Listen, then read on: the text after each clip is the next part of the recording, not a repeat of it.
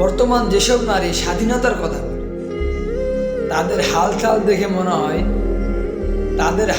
দেখে মনে হয় তাদের মতো স্বাধীনতা হলো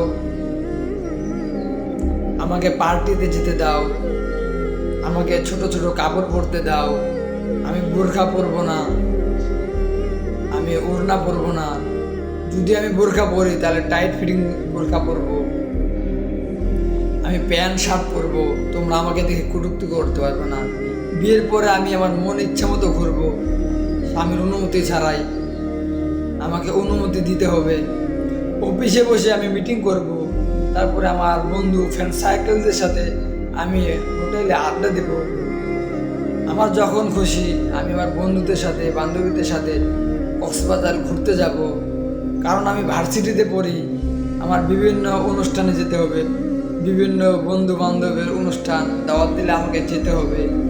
তাহলে এখন আপনারাই বলুন, এগুলোর নামে কি আসলে স্বাধীনতা?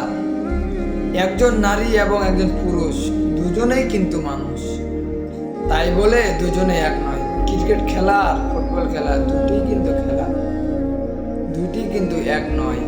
যার যার ক্ষেত্র ও অবস্থান থেকে তাকে ভালো করতে হবে।